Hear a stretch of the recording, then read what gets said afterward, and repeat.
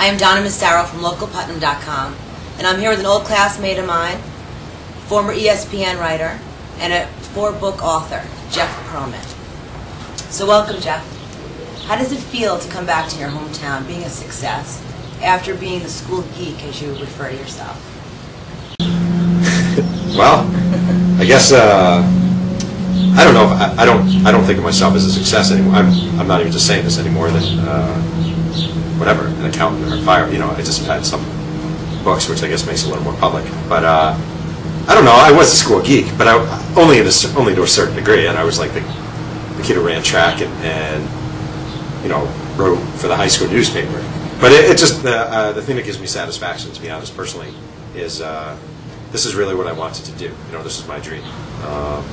So to be able to sort of, not speak of the Mahopac Library as my dream, but to write, to be able to write for a living, and to be able to do this, and to sort of spend my days doing what I used to think, man, it would be so great to do. I don't know, it's very, very, very, very sort of satisfying, and to kind of come back here where I grew up is, I don't know, I consider myself very loyal to my hometown, even though I have criticisms of it, you know, growing up, and I had things I liked and didn't like. Come the end of the day, I mean, this library where we're sitting is where I sort of learned a lot about my love of sports and my love of writing, and sort of the sports books that influenced me are books that I first read right here. So in that regard, it's very, very gratifying. Was there a specific moment that you knew, I'm a writer? Is something you knew from when you were a kid, or you just click on? Yeah, that's a good question. I think, I think, you know, for a long time the Chieftain was a high school newspaper, and for a long time I carried in my wallet my first article I ever wrote for the Chieftain. I don't know where it is now, but it was about the Mahopac High School cross country team, which I was on, but I left myself out of it, out of the story. And I think it's always been a thrill for me to see my name in print, always, to see my byliners. You know, just today I had a story on SI's website, and the first thing I did in the morning, you know, is to ignore my kids and go to SI website for 2 seconds and to see that it was up there. So that thrill hasn't changed. And when I first tasted that thrill in high school, it's still pretty profound. You know. I'd start out with that. Tell me a typical day in the life of Jeff Pearlman. It's remarkably not exciting. I don't know. It's funny when people say, wow, you're a writer. That's so cool. 7 a.m., my daughter Casey says, Daddy. 7:01, my son Emmett says, Daddy. They're 5 and 2, so, you know, go, wake up, make breakfast, send my daughter off to school, drive my daughter to school. My son, sometimes I watch, sometimes my wife watches. And then most of my day right now I'm sort of researching, starting on a new book. So I go to the nearby Starbucks or the nearby Cozy, where I live in New Rochelle, and I kind of spend my day, you know, either just reading through mounds and mounds of articles of stuff, trying to find people, you know, using different internet devices, drinking. The good thing is you always have to find a place when you're a writer where the people start to know you, so you get your free refills. So I get, you know, $1.59 gets me a seat all day and a non-stop iced coffee or iced tea. And, you know, I can't really complain, because of the beauty of it is 2 things. Number one, I never wear a tie, I never wear a suit. More than 2 things. Number 2, I really enjoy the process. I love digging into subjects, and I really enjoy doing it, so it's fun for me.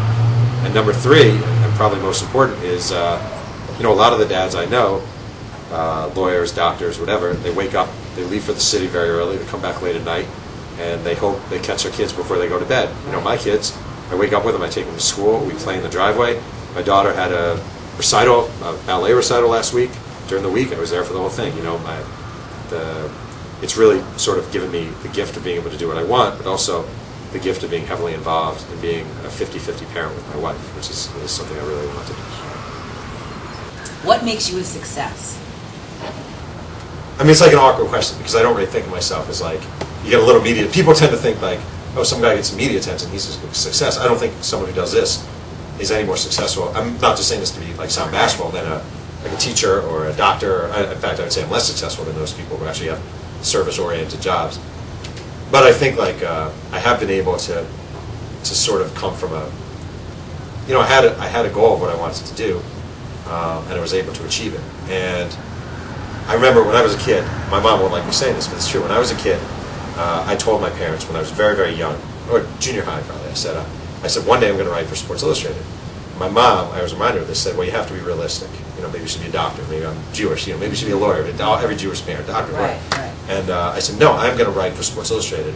And it's not that I just like, it's like I just wanted to. I sort of knew it. Like I just felt it, you know. And like, I think there's a lot of like, there are people who have like dreams and goals, and they're often sort of along the line discouraged, or they find a reason not to do it, or they think I can make more money doing something else, or you know. And so I would say if there's something that makes me a success, I think it's the fact that like I pursued what I wanted to do. Except for that moment, I had tremendous support from my parents. I mean, tremendous support from my parents all along the way, my family. And you know, we all have our ups and downs, but like my life overall has been one that is blessed. You know, I would say I could be struck down tomorrow, and it'd be hard for me to complain about what I got out of life. And I have 2 kids who I really enjoy. I have a wife who I love. You know, I live comfortably. I've never had a life where I've never been like, I need to make this money. I've never felt the need to be like wealthy. There's never been a car I need to have, or I need the new high-def TV or anything like that. I have very like sort of non-material, enjoyable life where I get to do what I want, career-wise. I get to be with my kids. I see them grow up every day. So I just feel like that's kind of it. So is your definition of success having a goal and pursuing it? I would say my definition of success is I think having a life where you're A, where you enjoy it, B, where you don't have an inherently selfish existence. Like I like to think I have enough self-awareness where at least I recognize I'm very fortunate and I'm very lucky, and there are ways I can help other people, and I don't think success has anything to do with material. Like I hate when my parents say to me like, so wow, you've had a lot of successes from your class. I hate when they say that kind of thing, because to me, you are just as successful whether you're working by the counter at CVS as you are whatever, writing books or being a lawyer, if you're content doing it and you're happy doing it. People tend to measure what successes are in society, and most of it is complete BS. Mm-hmm. Success is whether you're content, whether you're happy, whether you feel good about yourself, and whether those around you are people you value. That's kind of how, you know, maybe it's easy to say because I have a pretty good life, but that's kind of how I feel, you know. Good, thank you so much. Oh, thank you. Come on.